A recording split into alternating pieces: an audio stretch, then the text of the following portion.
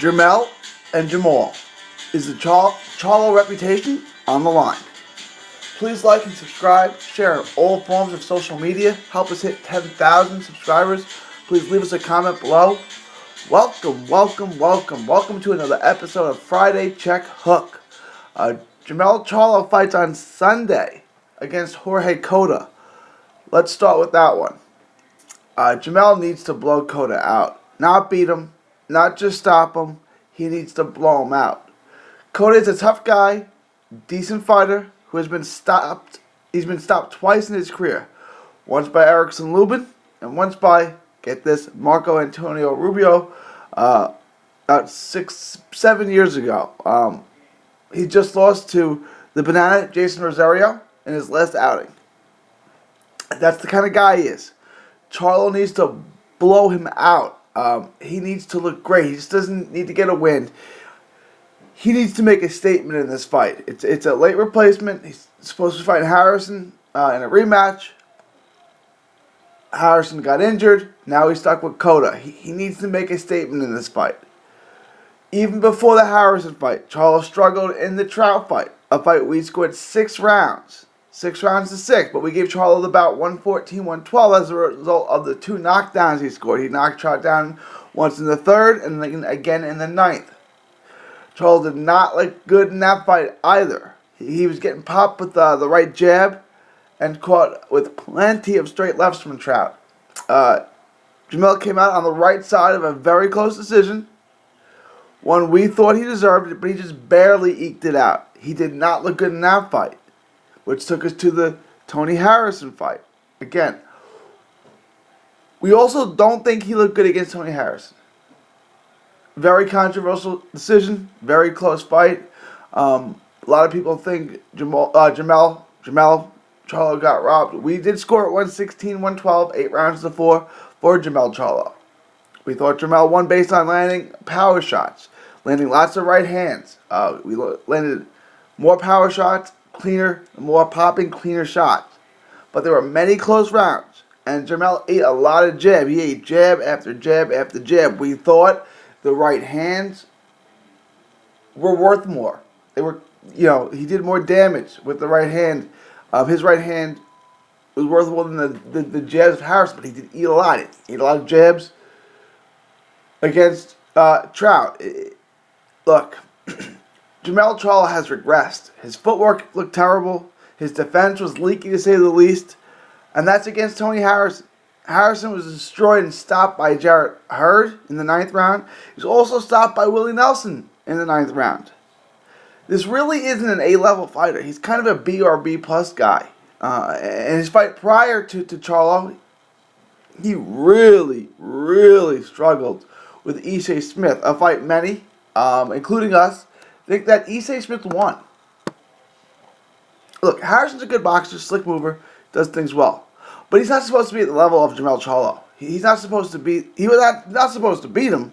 It's not even supposed to be competitive. We all thought Jermell should stop him. Now we think he won, but he certainly didn't look good. Jermell's got problems, and 154 is really shaping up. Jermell needs to look spectacular, and he needs to destroy Cota. The division is tough. Between a resurgent Julian J. Rock Williams, of course you have Jarrett Hurd. They're likely going to rematch. There's also Jermell's former stablemate, Arislan De Lara. It has Brian Castano, who looks real good. Erickson Lubin is resurging. He looks like he's finally where he was supposed to be, where he needs to be as an all-world prospect. And then current all-world prospect, Carlos Adames. And, of course, you have Munguia, who Jermell Charlo could school. But the division is really shaping up.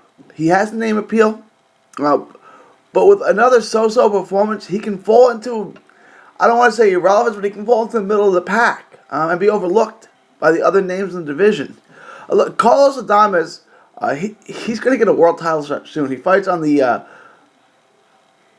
Carlos Beltran, Ray Beltran card coming up. He's going to get a title shot soon. And it's like, what happens with Charlo if he doesn't look fantastic? If he just goes in and looks okay, he looks sloppy and he gets touched up, what happens to him? Is there still demand for him? Remember, there was supposed to be a mega fight, a mega unification fight with him and Hurd, and then he lost, and then Hurd lost. But the Hurd fight was exciting, and we're going to get a rematch. And I think Hurd wins the rematch. I think Hurd beats J-Rock in the rematch. He's going to have lots of options. Is Charlo going to be the best one? We will see. Charlo looked spectacular during his KO streak that ran, over a 2-year span from October of 2015 to October of 2017. But he had a really, really rough year in 2018. And he might not be meshing well with his trainer, Derek James. And look, it's not a knock on James. James is a great trainer. He's done a great job with Spence. Trainer of the year for most in 2017. But may not be the right guy for Jermell. Jermell has slipped defensively. His footwork is a mess, and he has fallen in love with his power and has turned from the quintessential boxer puncher into a seek and destroy guy. And in reality, that first round destruction, that first round one-punch knockout of Erickson Lubin may have been the worst thing that's ever happened to Jermell Charlo. It sounds weird, but it may have mentally transformed him into thinking he's a KO artist, which he really isn't. His knockout percentage is barely 50%. Go back. I want you to go back and watch the Monterosen fight. Right, the fight that kind of solidified Jermell Charlo no longer as a prospect, but as a really, really good fighter. He fought off the back foot really well. He countered really well. And he took on Monterosen as the role of the boxer. And when he did that, going backwards, he outboxed him. And when he went forward, he countered him really well and landed lots of clean right hands. He fought really well in that fight, and he showed off that he's the quintessential boxer puncher, just like his brother. He's kind of gone away from that and is looking to seek and destroy now. And that's not the role he thrives in. He needs to look spectacular, and he needs to destroy Cota. Look, he needs to get people to believe in him again. He's 29. Him and his brother just turned 29. This is it. They're finished products now. We need to see how good these guys are. He needs to outbox Cota. He needs to box beautifully and set up his power and put Cota out. Cota's been stopped before, right? Twice. And Charlo needs to do that. Charlo needs to look spectacular. And after he fights Cota, he needs to get the rematch with Harrison, which he's entitled to. And if he wins that fight, perhaps, fight Lubin. That would be an intriguing fight. Lubin seems to be rapidly improving and may be ready for that fight now. Because he wasn't ready for it when they fought the first time when Lubin got caught cold. So perhaps that rematch, we might be looking at the rematch with Harrison and then a rematch with Lubin. And I think those would be good fights. I don't know if you want to stick him in with Hurd yet. Defensively, he needs work, and when you need work defensively, that's not the guy you want to fight. And I think he needs to go back to Ronnie Shields. I really do. And he needs to look good again. Because, look,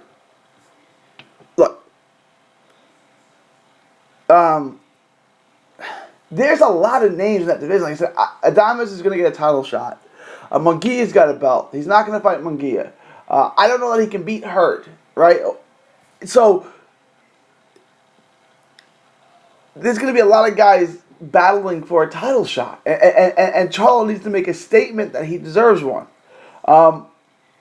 Let's get back to it. Let's get on to his brother. Let's get to Jermall. Jermall fights next week.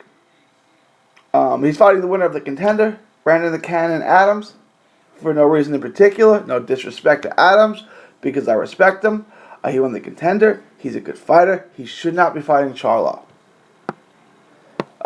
Look, Charlo is the #1 mandatory challenger for the WBC title holder, which is Canelo, and has been for quite some time. He had that position before Canelo was even the champ. He earned that shot. Charlo became the #1 mandatory when he beats Jorge Sebastian Hyland in an eliminator, in a WBC eliminator 2 years ago. And he has been unable to secure a fight with Triple G, who was the champ then, or Canelo, who's the champ now. I don't know what Al Heyman and PBC is doing, but they need to get him that fight. He said he's willing to travel to Mexico, something I wouldn't do if I were him. But he needs to go in and blow Brandon Adams out. He needs to destroy him and look spectacular, just like his brother. It's a hometown fight. It's in H-Town. It's in Houston, Texas. And Jermall needs to come up clutch in Clutch City. He needs to put on a show for his hometown crowd. People know Adams from The Contender. Charlo needs to annihilate him. Look, Charlo didn't look great against Korobov.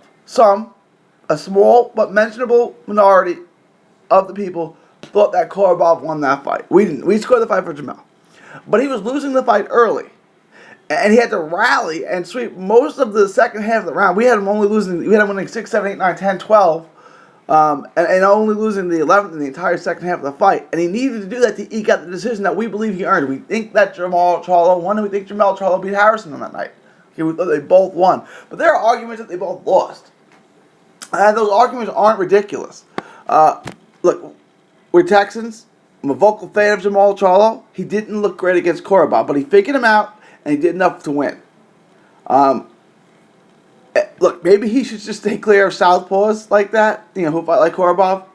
Slippery, tricky southpaws who throw punches from odd angles. Stay away from guys like that. But he needs to look good in this fight. Okay? He said he's willing to go to Mexico to fight Canelo. Canelo and Triple G hit a snag in negotiating the third bout of their trilogy. This is Charlo's shot to get that fight.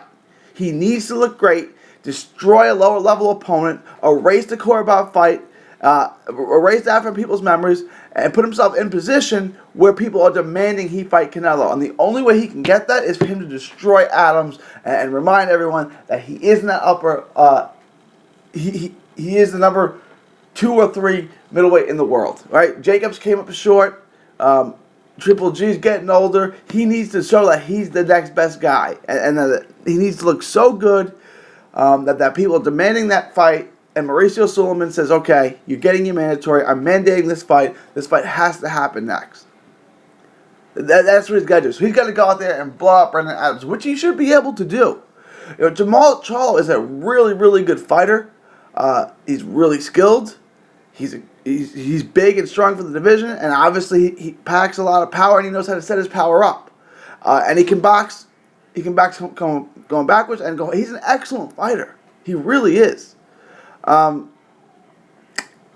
he needs to remind everyone of that, right? Because I think he did not look great against Korobov. He struggled. Korobov was winning rounds early. He needs to correct that. He needs to change people's memory. I mean, people are because of that fight, and then Korobov had to settle for a draw with Emmanuel Alim.